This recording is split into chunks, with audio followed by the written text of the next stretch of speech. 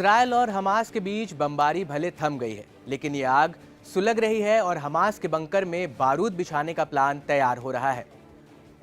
और इस बीच एक ऐसा शख्स सामने आया है जो गाजा में हमास की कब्र बनाने की कसम खा चुका है। उसकी आंखों में बदले के अंगारे हैं और एक एक इजरायलियों की मौत के बदले वो हमास के आतंकियों के सीने में बारूद भरना चाहता है। उसका नाम सुनकर हमास के आतंकियों का गला सूख रहा है। उसका नाम आपको बताएंगे, क्यों वो है इजरायल का सबसे खूंखार सेनापति, क्यों उसके नाम से हमास की बंकर में सिरहन दौड़ जाती है, ये सब आपको बताएंगे। ये बात साफ है कि सीज फायर ब्रेक के दौरान इजरायल और गाजा के सेनानी अपने हथियारों को पैना जरूर कर रहे हैं, जिससे युद्ध में दुश्मनों के दांत खट्टे कर सके।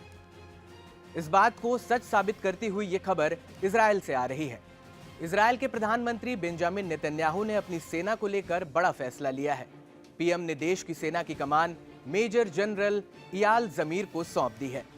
इयाल जमीर को इजरायल का नया चीफ ऑफ स्टाफ नियुक्त किया गया है। अब वे लेफ्टिनेंट जनरल हर्जी हलेवी की जगह काम करेंगे और सेना का नेतृत्व करेंगे। रिपोर्ट्स के मुताबिक इयाल जमीर नेतन्याहू के विश्वास पात्र और करीबी लोगों में शामिल हैं। नेतन्याहू ने इयाल जमीर को ही क्यों चुना? इयाल जमीर और पीएम नेतन्याहू का रिश्ता पुराना है। पीएम ने उन्हें क्यों चुना है, ये जानने से पहले इयाल जमीर के बारे में आपको जानकारी देते हैं, जिसके बाद आपको इस क्यों का जवाब खुद ब खुद ही मिल जाएगा। 59 साल के इयाल जमीर का जन्म इजरायल के दक्षिणी शहर इलियट में हुआ था और वो 1984 में सेना में शामिल हुए थे। उन्होंने टैंक अधिकारी का ट्रेनिंग कोर्स पूरा किया। इसके बाद वो लगातार कामयाबी की सीढ़ी चढ़ते चले गए। उन्होंने 2003 में 7वीं बख्तरबंद ब्रिगेड और 2009 में 36वें बख्तरबंद डिवीजन की कमान संभाली।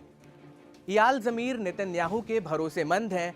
इसका अंदाजा इसी बात से लगाया जा सकता है कि वो 2012 से लेकर 2015 तक नेतन्याहू सेना के सेक्रेटरी भी थे। इसके साथ ही एक नहीं बल्कि 2 बार साल 2018 और 2022 में आईडीएफ की कमान संभालने के लिए उनके नाम पर विचार भी किया गया था। इयाल जमीर को साउथ आईडीएफ का कमांडर बनाया गया था। साल 2018 से लेकर 2023 तक उन्होंने डिप्टी चीफ ऑफ स्टाफ की जिम्मेदारी भी संभाली। साल 2023 में उन्हें रक्षा मंत्रालय का महानिदेशक नियुक्त किया गया। इयाल जमीर 5 मार्च से अपनी जिम्मेदारी संभालेंगे, लेकिन इयाल जमीर की राह इतनी आसान नहीं है। वो ऐसी सेना के चीफ बने हैं जिसे 15 महीने से ईरान समर्थित समूह हमास से युद्ध लड़ रहा था। इसके अलावा लेबनान से भी 2-2 हाथ करने पड़े। इस दौरान इजरायली सेना ने ईरान, इराक और यमन की ओर से शुरू किए गए हवाई हमलों का सामना भी किया था। आपको बता दें कि पूर्व आर्मी चीफ हर्जी हलेवी ने पिछले महीने हमास के 7 अक्टूबर 2023 के हमले को रोकने में विफल रहने की जिम्मेदारी लेते हुए अपने इस्तीफे की घोषणा कर दी थी, जिसके बाद से इयाल जमीर का नाम सुर्खियों में बना हुआ था।